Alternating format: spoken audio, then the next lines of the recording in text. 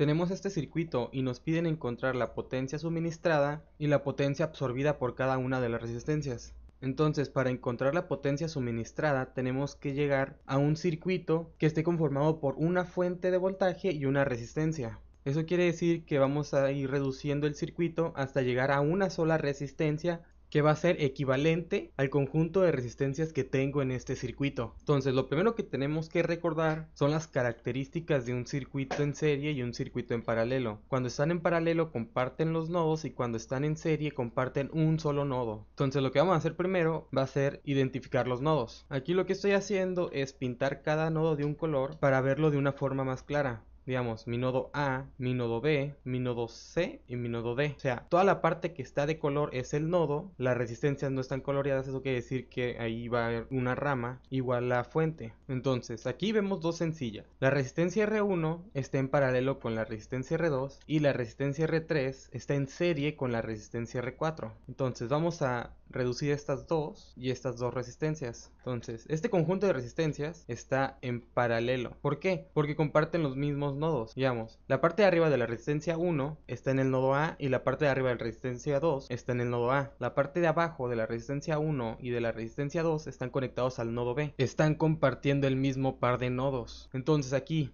en la resistencia R3 y R4, la parte de arriba de la resistencia R3 está conectado al nodo B, la parte de abajo de la resistencia R3 está conectada al nodo C, la parte de arriba de la resistencia R4 está conectada al nodo C y la parte de abajo de la resistencia R4 está conectada al nodo D. El único nodo que comparten es el nodo C, eso quiere decir que esta conexión está en serie. Entonces, ¿cómo reduzco un paralelo? Vamos a decir que la resistencia equivalente 1 es igual a 1 entre 6 ohmios más 1 entre 12, que esto nos daría igual a 4 ohmios. Y esta parte de la serie solo es una suma. La resistencia 3 más la resistencia 4 serían 20 ohmios más 4 ohmios. Eso nos daría igual a 24 ohmios. Entonces tenemos que la resistencia nos va a quedar de esta forma.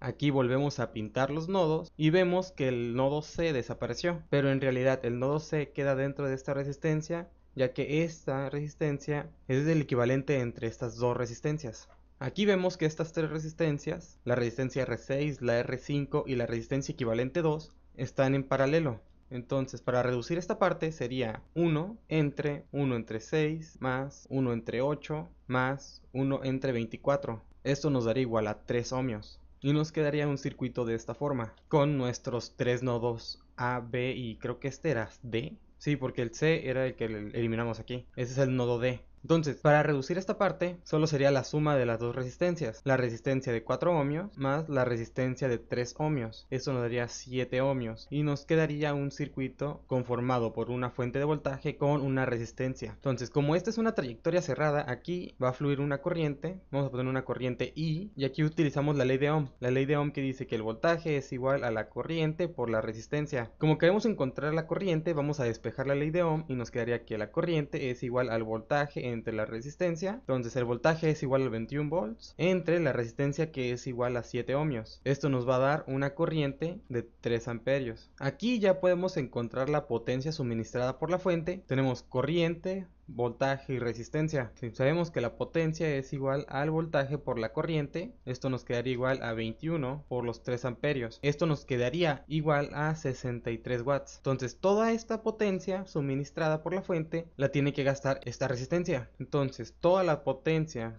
que gaste todo este conjunto de resistencias tiene que ser igual a 63 watts. Entonces, ya que estamos aquí en este circuito, lo que vamos a hacer es regresarnos. Entonces regresamos esta resistencia a la anterior y nos quedarían dos resistencias. Sabemos que por aquí fluye una corriente I que es igual a 3 amperios.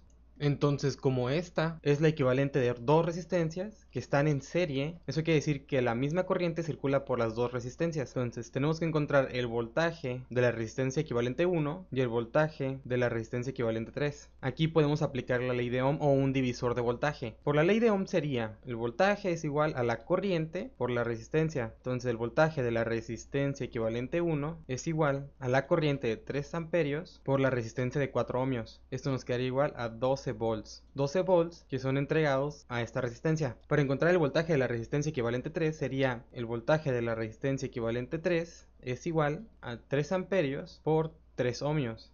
Eso nos daría igual a 9 volts. Entonces la suma de estos dos tiene que dar 21 volts. Ahora nos volvemos a regresar, ya tenemos la corriente y el voltaje en ambas resistencias. En este circuito ya empezamos a ver las resistencias básicas que teníamos en un inicio. Estas dos, la resistencia R6 y la R5, son de las resistencias que nos piden sacar la potencia. En estas dos no nos interesa la potencia, así que solo estamos sacando el voltaje y la corriente. Pero como en esta resistencia, la resistencia R3, la resistencia equivalente 3, hay 9 volts, también hay 9 volts en estas tres resistencias. ¿Por qué? Porque están entre el mismo par de nodos. Digamos, esta es mi resistencia R3 y esta resistencia R3 es el resultado del paralelo de tres resistencias que están entre estos mismos nodos. Entonces, como están entre el mismo par de nodos, el voltaje es el mismo para las tres. Eso quiere decir que la corriente se va a dividir para cada resistencia. Por aquí va a pasar una corriente que va a ser la corriente de la resistencia 6. Vamos a ponerle I6, por aquí va a pasar otra corriente, vamos a ponerle I5, y por aquí va a pasar otra corriente, vamos a ponerle IR2. Entonces, aplicamos la ley de Ohm otra vez. Voltaje es igual a la corriente por la resistencia. Tenemos la resistencia y el voltaje.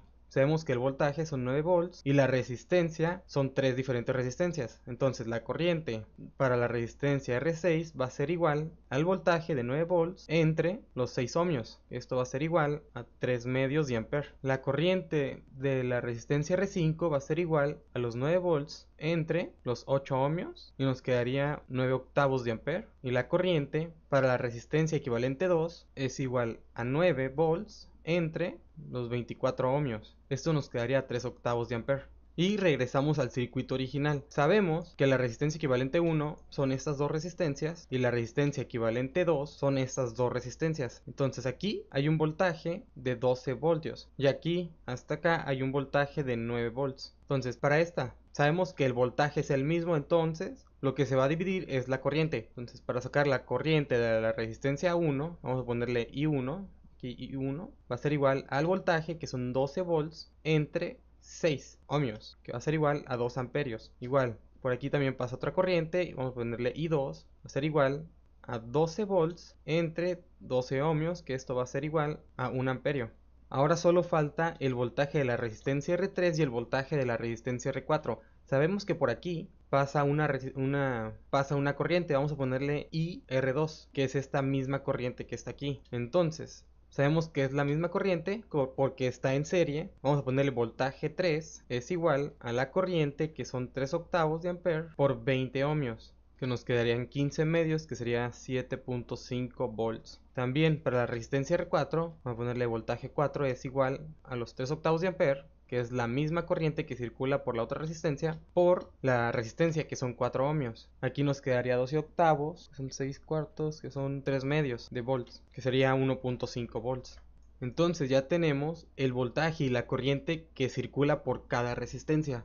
Vamos a recopilar toda la información que tenemos y sabemos que entre estas dos resistencias, la resistencia R1 y R2 tienen el mismo voltaje porque están en paralelo y aquí hay 12 volts. La resistencia R6 y R5 y la serie de R3 más R4 tienen un voltaje de 9 volts. La resistencia R3 tiene un voltaje de 7.5 volts. La resistencia R4 tiene un voltaje de 1.5. Sabemos que la suma de 7.5 más 1.5 tienen que dar los 9 volts y la suma de 12 más 9 volts tienen que dar 21 volts.